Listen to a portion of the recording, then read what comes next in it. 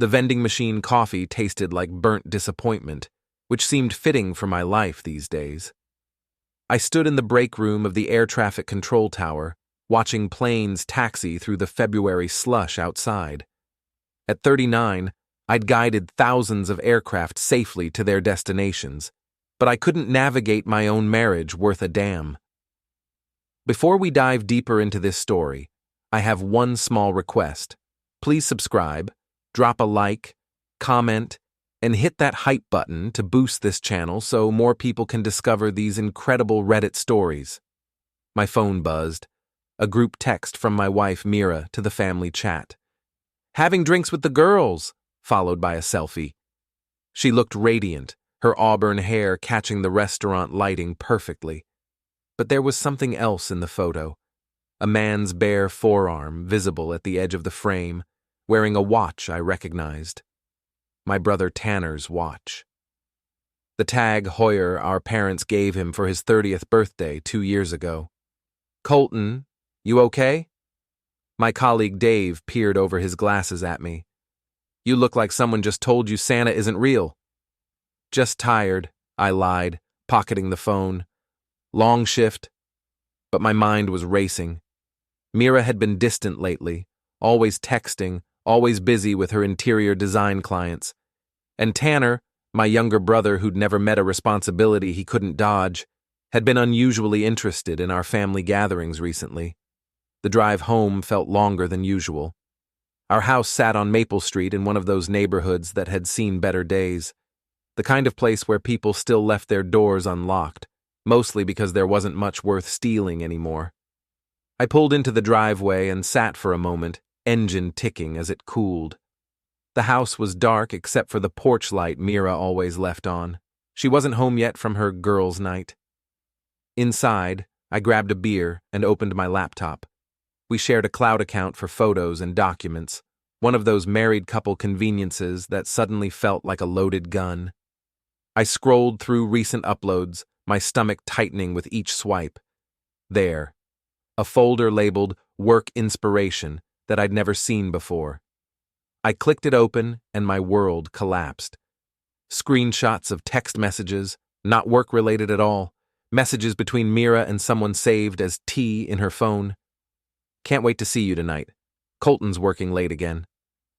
Your husband doesn't deserve you. You know that, right? Last night was incredible. I keep thinking about your hands on me. We should tell him soon. This sneaking around is getting old." I scrolled further, finding photos that made my chest burn with rage and humiliation. My wife, my brother, in positions that would make a porn director blush. The front door opened. Mira's heels clicked across the hardwood floor. "Colton, you home?" "In here," I called, closing the laptop. My voice sounded surprisingly normal. She appeared in the doorway, still glowing from whatever she'd been doing. Her lipstick was gone, and her hair was slightly mussed. Signs I'd been blind to for weeks, maybe months. "How was work?" she asked, not quite meeting my eyes. "Same old, keeping people from crashing into each other." The irony wasn't lost on me. "How were the girls?" "Oh, you know. Jennifer's still complaining about her divorce. Sarah's dating that new guy from the bank." She moved toward the stairs. "I'm exhausted. Going to shower and head to bed." "Mira." She stopped, one foot on the bottom step. "Nice watching your selfie tonight." Her face went pale, then flushed red. For a moment, neither of us spoke. "I don't know what you're talking about," she said finally. "Tag Heuer, silver band, looks exactly like the one Mom and Dad gave Tanner." She straightened her shoulders, and I saw something shift in her expression. The guilty wife disappeared, replaced by someone I didn't recognize. "So what if it was Tanner? We ran into each other at Murphy's. He joined us for a drink." "Just a drink? What are you implying, Colton?" I could have confronted her then, could have thrown the laptop open and shown her the evidence. Instead, I smiled. "Nothing. Just asking." She studied my face, looking for cracks in my composure. Finding none, she nodded curtly and headed upstairs. A few minutes later, I heard the shower running. I reopened the laptop and began taking screenshots of everything. Every message, every photo, every piece of evidence of their betrayal. If Mira wanted to play games, I'd make sure I knew all the rules first. My phone buzzed with a new message from Tanner. "Hey bro, want to grab lunch tomorrow? Been too long since we hung out." I stared at the message for a long moment, then typed back, "Sure, looking forward to it." But I wasn't looking forward to lunch. I was looking forward to watching my brother's face when he realized I knew exactly what kind of man he really was. Upstairs, the shower was still running. I poured another beer and began planning my next move. If there's one thing you learn in air traffic control, it's that timing is everything. One wrong move, one miscalculation, and everything comes crashing down. The question was, whose plane was going to crash first? I barely slept that night. Every time I closed my eyes, I saw those photos, those messages, the casual way they discussed their betrayal, like I was some obstacle to work around rather than a human being whose life they were destroying. Mira was gone when I woke up, off to some client meeting she'd mentioned weeks ago. Or maybe she was with Tanner. At this point, I couldn't tell the difference between her lies and her truth anymore. I called in sick to work, first time in 3 years, and drove to the address I'd found in Tanner's latest text to Mira. The Riverside Motel, a rundown place on the edge of town where truckers and cheating spouses went to conduct their business. Sure enough, Tanner's company van was parked outside room 237, a white Ford Transit with Midwest Logistics painted on the side. He was using his work vehicle to cheat with my wife. The audacity was almost impressive. I parked across the street and waited. 2 hours later, the door opened. Mira emerged first, checking her phone and smoothing her hair. Then Tanner, grinning like a teenager who'd just gotten away with something. They kissed goodbye. Not a quick peck, but a full, passionate kiss that made my hands clench around the steering wheel. After Mira drove away, Tanner headed toward his van. I got out of my car and walked across the parking lot. "Tanner." He spun around, his face cycling through surprise, guilt, and finally settling on a sheepish grin that I wanted to knock off his face. "Colton, hey man, what are you doing here?" I could ask you the same question. I gestured toward the motel. "Conducting business?" His grin faltered. "I was just meeting a client. Logistics stuff, you know how it is." "Right, logistics." I pulled out my phone and showed him one of the screenshots I'd taken. His face went white. "Is that what we're calling it now?" For a moment, he looked like he might deny everything. Then his shoulders sagged. "Look, Colton, I can explain." "Explain what? How you've been screwing my wife? How you've been using your company vehicle to do it? How you've been laughing about it behind my back?" "It's not like that, man. It just happened." "It just happened? For how long?" "A few months, maybe 6. 6 months. Half a year of lies, of pretending to be my brother while stabbing me in the back." "Does she love you?" The question came out before I could stop it. Tanner looked genuinely surprised. Yeah, I think so. And I love her, Colton. I know that's hard to hear, but you love her." I laughed, but there was no humor in it. "You love her so much you're meeting her in cheap motels instead of having the balls to tell me the truth." "We were going to tell you. We just needed to figure out how." "When? After the divorce papers were served? After you'd moved into my house?" His silence was answer enough. I walked over to his van and pulled out my keys. With deliberate care, I dragged them along the driver's side, leaving a deep scratch in the white paint. "What the hell are you doing?" Tanner rushed toward me. "Leaving you a message." I continued around the van, scratching homewrecker into the paint on the passenger side. "You're crazy. That's company property." "Then maybe you shouldn't have used it for personal business." I finished my artwork and stepped back to admire it. "There. Now everyone will know what kind of man you are." Tanner's face was red with anger and embarrassment. "You can't just—" "I can't what? Defend myself? Protect what's mine? I stepped closer, and he backed away. You took my wife, Tanner. You destroyed my marriage. A few scratches on your van is getting off easy. Mira doesn't love you anymore, Colton. She hasn't for a long time. Maybe if you'd paid attention to her instead of those damn planes. I grabbed him by the shirt and slammed him against the van. He was younger than me, but I had 40 pounds on him and 20 years of suppressed anger. Don't you dare blame me for your choices, I hissed. You wanted her? Fine, you can have her. But don't pretend you're some kind of hero saving her from a bad marriage. You're just a coward who couldn't find his own woman. I released him and stepped back. He straightened his shirt, trying to salvage some dignity. This isn't over, he said. No, it's not. It's just getting started. I walked back to my car, leaving him standing next to his vandalized van. My hands were shaking with adrenaline, but I felt more clear-headed than I had in months. My phone rang as I drove home. Mira. Colton, what did you do? I had a conversation with your boyfriend. He's not my... She stopped herself. You can't just attack people because you're upset. Upset? I pulled over to the side of the road. Mira, you've been cheating on me with my brother for 6 months. Upset doesn't begin to cover what I'm feeling. I wanted to tell you, but... But what? You were having too much fun lying to me? Laughing about what a fool I was? It wasn't like that. Then what was it like? Explain it to me. Help me understand how my wife and my brother decided I was disposable. She was quiet for so long, I thought she'd hung up. I fell out of love with you, she said finally. I don't know when it happened, but somewhere along the way we stopped being husband and wife and started being roommates.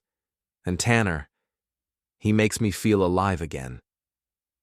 So you decided to have an affair instead of talking to me about it. Would it have mattered? When was the last time we really talked, Colton? When was the last time you looked at me like I was more than just part of the furniture? The accusation stung because there was truth in it. We had grown distant. But that didn't justify what they'd done. You're right, I said. We had problems, but you chose to handle them in the worst possible way. You chose to humiliate me, to destroy our marriage, to tear apart our family. I never wanted to hurt you, but you did. Every day for 6 months, you looked me in the eye and lied to me. You let me make a fool of myself, thinking I had a loving wife when really I had an enemy living in my house. Colton, I want you out. Tonight. Take whatever you need and go stay with Tanner, or your sister. I don't care, but I want you out of my house. It's my house too. We'll see about that. I hung up and sat in my car for a long time, watching traffic pass by. Normal people going about their normal lives, unaware that mine had just imploded. But as I sat there, a strange calm settled over me. For the first time in months, I knew exactly where I stood. The uncertainty was over. The lies were exposed. Now I could start planning my next move, and I was going to make sure it counted. Word travels fast in a small town, especially when it involves vandalized company vehicles and public confrontations.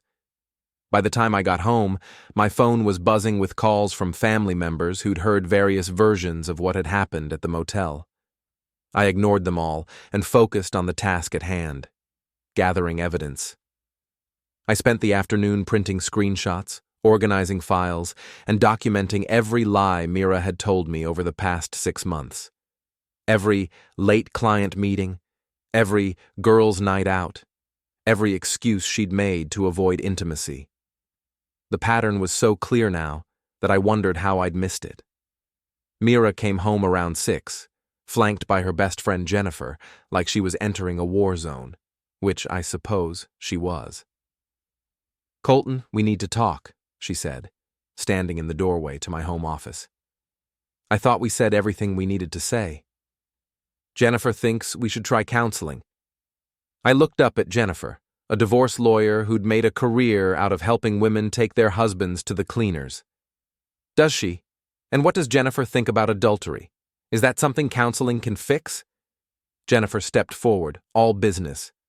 Colton, I know you're hurt, but making rash decisions right now. Rash decisions. Like vandalizing Tanner's van? That wasn't rash. That was calculated. You could be charged with destruction of property.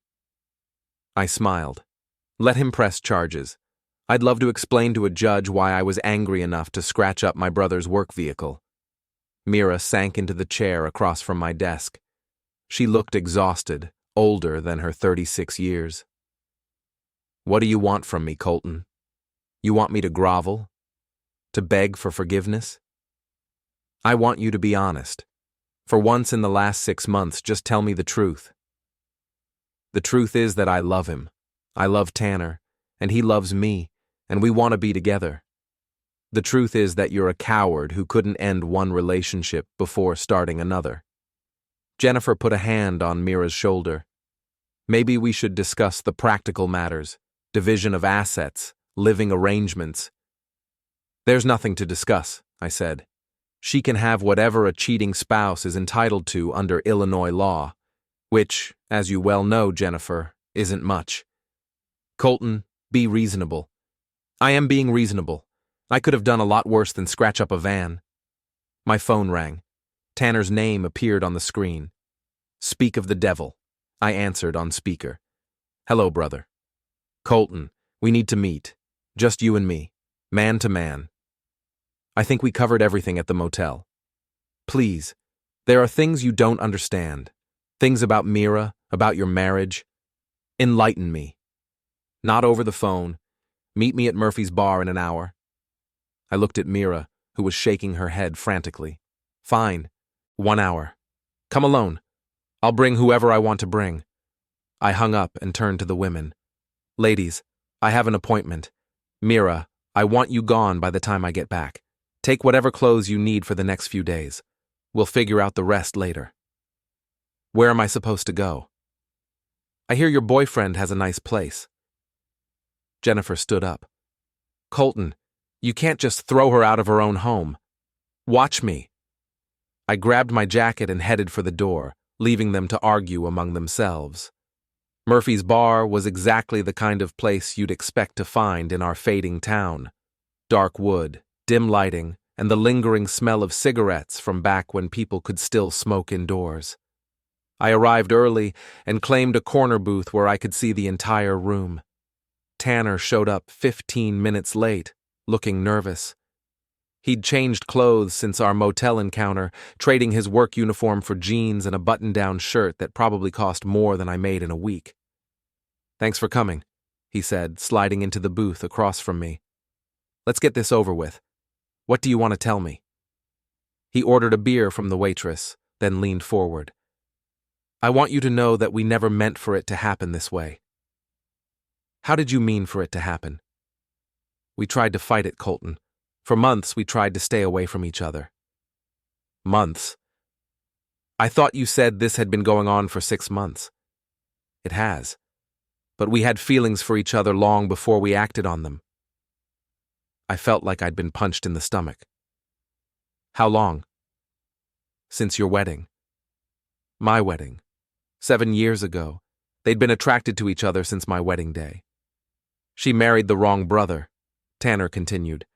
We both knew it, but she was committed to making it work with you. Until she wasn't.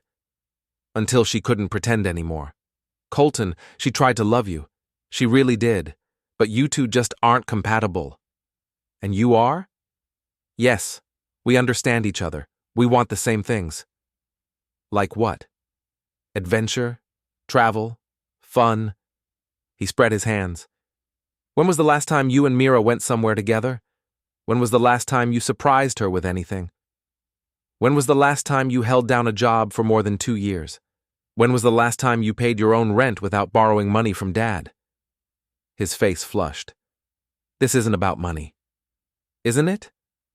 You think Mira's going to be happy living in your studio apartment, eating ramen noodles while you chase your latest get-rich-quick scheme? I'm doing fine financially. You drive a company van because you can't afford your own car. That's temporary. Everything's temporary with you, Tanner. Your jobs, your girlfriends, your responsibilities. What makes you think this will be any different? He leaned back, studying my face. You're not fighting for her. What? You're not trying to win her back. You're not begging her to stay. You're just angry. Of course I'm angry. You destroyed my marriage. No, I mean, you're angry about being betrayed, about being made to look like a fool, but you're not heartbroken about losing Mira. I stared at him, hating him for being right. Maybe, he continued, this is the best thing for everyone. Maybe we're all getting what we really want. And what do I want? To be right, to be the victim, to have everyone feel sorry for poor Colton, whose wife left him for his brother. I stood up, my hands clenched into fists. Several other patrons turned to look at us. Sit down, Tanner said quietly. You don't want to cause a scene. Don't I? Think about it, Colton. If you hit me, who looks like the bad guy? The cheated-on husband who can't control his temper, or the man who's trying to have a civilized conversation? I wanted to hit him so badly my teeth ached. But he was right. In a town this small, stories spread fast, and the last thing I needed was to be known as the guy who started bar fights. I sat back down. There's something else, Tanner said. Something you should know before you decide how to handle this. What? Mira's pregnant. The world stopped spinning. Everything went quiet except for the sound of my own heartbeat. What did you say? She's about 8 weeks along. We found out last week. Is it? Mine, we're sure. I couldn't breathe. Couldn't think. My wife was carrying my brother's child. We wanted to tell you together, but after what happened today, get out. Colton, get out of here before I do something we'll both regret. He stood up, threw a 20 on the table, and walked away without another word. I sat alone in the booth for another hour, staring at my untouched beer and trying to process what I'd just learned. My marriage wasn't just over. It was being replaced. Mira and Tanner weren't just having an affair. They were building a life together, a family, and I was the obstacle they needed to remove. By the time I got home, Mira's car was gone. She'd taken her clothes, her laptop, and most of her personal items. The house felt hollow, like a stage set after the play had ended. I found a note on the kitchen counter. I'm sorry it had to happen this way. We'll talk soon about the details. M. I crumpled up the note and threw it in the trash, then opened a beer and stood in my empty living room, trying to figure out what came next. The answer came to me slowly, like a plan forming in the back of my mind. If they wanted to treat me like an obstacle, I'd show them what a real obstacle looked like. The next few days passed in a blur of legal consultations, financial preparations, and strategic planning. I took the rest of the week off work, claiming a family emergency, which wasn't technically a lie. My first stop was Jennifer's law firm, where I met with her partner, David Walsh. Jennifer couldn't represent me due to her relationship with Mira, but David was happy to take my case, especially after I showed him the evidence I'd compiled. This is quite thorough, he said, flipping through the printed screenshots and financial records. Your wife made some serious mistakes here. Such as? Using marital assets to fund the affair. These hotel charges, the gifts she bought your brother, even the gas money for their meetings, it all came from joint accounts. Is that significant? In Illinois, it's called dissipation of marital assets. The court can order her to reimburse you for every penny she spent on this relationship. I smiled for the first time in days. How much are we talking about? David did some quick calculations. Based on what I see here, probably $15,000 to $20,000, maybe more if we dig deeper. And the house? You bought it before the marriage with your own money, correct? Yes. The down payment came from my savings, and I've been making the mortgage payments from my salary. Then it's separate property. She has no claim to it. What about the pregnancy? David's expression grew serious. That complicates things. If the child is your brother's, she can't claim support from you. But she might argue that her condition affects her ability to work, which could impact alimony calculations. I want to fight everything. I don't want to give her a dime more than the law requires. That's your right, but it's going to get expensive and it's going to get ugly. I don't care about expensive, and they made it ugly when they decided to betray me. I left the law office feeling more optimistic than I had since this whole nightmare began. For the first time, I had a plan that extended beyond just being angry. My next stop was the bank, where I opened a new checking account and transferred half of our joint savings, exactly what I was legally entitled to take. I also discovered that Mira had been making cash withdrawals for months, probably to pay for her affair expenses. More ammunition for David. That evening, my parents called. They'd heard rumors about Mira and Tanner, and they wanted the truth. It's true, I told them. They've been having an affair for 6 months. She's leaving me for him. My mother's sharp intake of breath was audible through the phone. Oh, Colton, I'm so sorry. How could Tanner do this? My father asked. How could he betray his own brother? You'd have to ask him. We will. This is unacceptable. Family doesn't treat family this way. Don't bother. I'm handling it. What does that mean? My mother asked. It means I'm not going to roll over and play the victim. They want a war? They'll get one. After I hung up, I spent the evening researching everything I could about Tanner's employer. Midwest Logistics was a mid-sized company that prided itself on family values and professional integrity. Their employee handbook, which I found online, had very clear policies about the personal use of company vehicles. I drafted a careful, professional letter to their human resources department detailing Tanner's misuse of company property and including photos of the damaged van. I didn't mention the affair directly, but I made it clear that the vehicle had been used for personal business during work hours. The next morning, I mailed the letter and waited. I didn't have to wait long. Tanner called me that afternoon, furious. You got me suspended, he shouted into the phone. I reported a violation of company policy. What they did with that information was their choice. They're launching a full investigation. They want to see GPS records, timesheets, everything. Sounds thorough. This could cost me my job, Colton. Then maybe you should have thought about that before you used their van to cheat with my wife. You're destroying my life over a scratched van? I'm not destroying anything. I'm just making sure the truth comes to light. The truth? You want the truth? Mira never loved you. She married you because she thought you were stable, but she was bored out of her mind within a year. She used to call me crying about how empty her life was with you. The words hit their target, but I kept my voice steady. And yet, she stayed married to me for 7 years.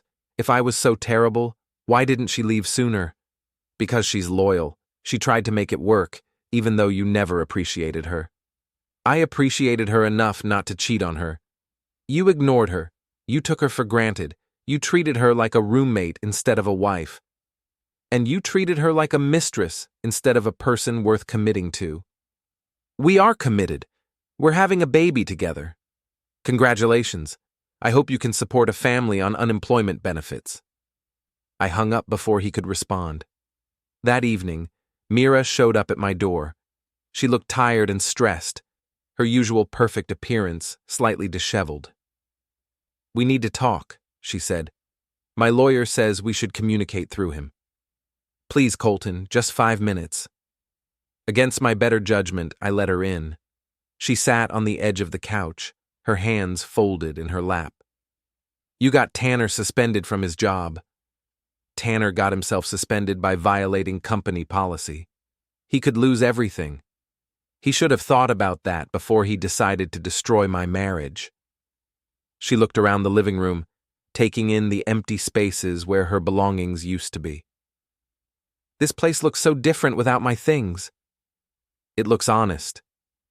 Colton, I know you hate me right now, but we used to care about each other. Can't we handle this like adults? Adults don't have affairs with their spouse's siblings. I made a mistake. You made a choice. Every day for 6 months you chose to lie to me. You chose to humiliate me. You chose to destroy our marriage rather than have an honest conversation about your feelings. You're right. I handled it badly. But punishing Tanner won't change what happened between us. This isn't about punishment. It's about consequences. You both made choices and now you get to live with the results. She stood up, her hand unconsciously moving to her still flat stomach. What about the baby? This child is going to be your niece or nephew. This child is going to be a constant reminder of how my wife and brother betrayed me. I wish you both the best, but I want nothing to do with either of you. Tears started running down her cheeks. It doesn't have to be this way. Yes, it does. You made sure of that when you chose him over me. After she left, I poured myself a drink and sat in my empty house, thinking about the conversation. Part of me felt guilty for being so cold to her, but a larger part of me felt satisfied. For too long, I'd been the one absorbing their choices, dealing with the consequences of their actions. Now it was their turn. My phone buzzed with a text from an unknown number. This isn't over. You think you're so smart, but you have no idea what's coming. I assumed it was from Tanner, but when I tried to call the number back, it went straight to voicemail. No name, just a generic greeting. I saved the message and added it to my growing file of evidence. If they wanted to escalate this beyond divorce proceedings, I'd be ready for that too. Outside, snow began to fall, covering the town in a blanket of white that made everything look clean and peaceful. But I knew that beneath the surface, the real battle was just beginning. And I intended to win. 3 weeks later, the full scope of their betrayal became clear. I was having lunch at Murphy's bar when I overheard a conversation between two women at the next table. They were discussing Mira's brave decision to leave her controlling husband for true love. According to their version of events, I was an emotionally abusive monster who had driven my poor wife into the arms of my caring brother. She tried for years to make it work, one of them was saying, but he was so jealous and possessive. She couldn't even have friends without him questioning her. And now he's trying to destroy Tanner's career out of spite, the other added. It's just vindictive. I turned around to face them. Excuse me, but I couldn't help overhearing. Are you talking about Mira Hayes? The women looked uncomfortable, realizing they'd been caught gossiping.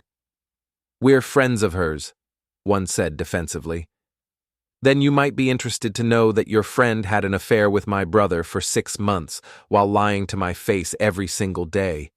But please, tell me more about how I'm the villain in this story. I threw money on the table and left, but the damage was done. The story they'd been telling around town was completely different from reality. I was the abusive husband, Tanner was the rescuer, and Mira was the victim. It was a masterful piece of manipulation, and I had to admit I was impressed by their strategy. By controlling the narrative, they'd turned public opinion against me before I even knew there was a battle for hearts and minds. But they'd made one crucial mistake. They'd underestimated me. I spent the next week conducting my own research, reaching out to mutual friends and family members. What I discovered was that Mira and Tanner hadn't just been spreading lies about me. They'd been planning this campaign for months. Jennifer, Mira's lawyer friend, had been coaching her on how to build a case for emotional abuse. They'd documented every argument we'd had, every time I'd raised my voice, every moment of frustration in our marriage. They'd twisted normal marital disagreements into evidence of psychological cruelty. Meanwhile, Tanner had been positioning himself as Mira's emotional support, the shoulder she cried on, the man who truly understood her. He'd cultivated an image of himself as her protector, bravely stepping in to save her from her terrible marriage. It was sophisticated, calculated, and completely false. But I had something they didn't, the truth. I started with my parents, showing them the evidence I'd compiled. The text messages, the photos, the financial records of Mira spending our money on her affair. I watched their faces change as they realized the extent of the deception. My God, my mother whispered, how could they do this to you? How could they lie to us? My father added. We welcomed Mira into our family. We trusted Tanner. They're counting on you to choose family over truth, I said. Tanner's betting that you'll forgive him because he's your son. He's wrong, my father said firmly. What he did is unforgivable. From there, I methodically reached out to everyone in our social circle. I didn't spread gossip or make accusations. I simply shared the documented evidence and let people draw their own conclusions. The tide began to turn. Mira's friends started distancing themselves from her when they realized she'd been lying to them, too. Her business partners at the interior design firm grew uncomfortable with the negative attention she was bringing to their company. Even Jennifer began advising her to settle the divorce quickly and quietly. But the real breakthrough came when Tanner's employer completed their investigation. He was fired, not just for misusing company property, but for falsifying timesheets and expense reports. The GPS records from his van showed that he'd been conducting personal business during work hours for months, not just with Mira, but with previous girlfriends as well. He called me that evening, drunk and belligerent. You destroyed my life, he slurred into the phone. You destroyed your own life. I just documented it. I can't find another job. Every company in town knows what happened. Then maybe you should look in another town. Mira's talking about leaving. She says she can't handle the stress. Where's she going? Her sister's place in Denver. She wants to have the baby there, start fresh. I felt a mixture of relief and satisfaction. They were running away, abandoning their grand plan to build a life together in our hometown. What about you? I asked. I don't know. Maybe I'll go with her. Maybe I'll stay and fight. There's nothing left to fight for, Tanner. You lost. This isn't over, Colton. You think you've won, but you have no idea what you've cost yourself. You've lost your wife, your brother, your whole family. Was it worth it? I thought about the question seriously before answering. Yes. It was worth it to learn who you really are. It was worth it to stop living a lie. It was worth it to discover that I'm stronger than I thought I was. You're pathetic. Sitting alone in your empty house, congratulating yourself on destroying everyone around you. I'm not alone. I have friends, real friends who didn't abandon me when things got difficult. I have parents who love me enough to choose truth over convenience. I have a job I'm good at, a house I can afford, and a future that doesn't depend on anyone else's approval. You have nothing. I have my self-respect, which is more than you can say. He hung up without saying goodbye. 2 days later, Mira came by to collect the last of her belongings. She looked different, older, more fragile, like the weight of her choices was finally catching up with her. I'm leaving town, she said without preamble. I heard. The baby and I need a fresh start. What about Tanner? He's figuring things out. The job situation has been hard on him. And on you? She looked around the living room one last time. I keep thinking about what might have been different. If we'd gone to counseling earlier, if we'd communicated better, if I'd been honest about my feelings instead of having an affair with my brother? Yes. Do you regret it? She was quiet for a long moment. I regret how it happened. I regret the lying and the sneaking around. I regret hurting you. But you don't regret being with him. No. I love him, Colton. I know you think I'm a terrible person, but I do love him. Then why are you leaving without him? Because love isn't always enough. Because sometimes the cost of being together is too high. She gathered her remaining items and headed toward the door. At the threshold, she turned back. For what it's worth, you deserved better than what I gave you. You deserved honesty, even if the truth would have hurt. Yes, I did. I hope you find someone who can love you the way you deserve to be loved. I hope you find someone who can love you without destroying everything around them. After she left, I stood in my house, not our house anymore, and took inventory of my life. My marriage was over. but it had been over long before I knew it. My relationship with my brother was destroyed, but it had been built on false foundations anyway. I'd lost friends, but I'd learned who my real friends were. Most importantly, I'd learned who I was when everything was stripped away. I was someone who could face the truth, no matter how painful. Someone who could fight for himself when no one else would. Someone who could survive betrayal and come out stronger. My phone rang. It was my supervisor from work. "Colton, we need you to come in early tomorrow. Johnson called in sick, and we're short-staffed." "I'll be there." "Everything okay? You've seemed a little distracted lately." "Everything's fine. Just some personal stuff that's been resolved." "Good to hear. See you in the morning."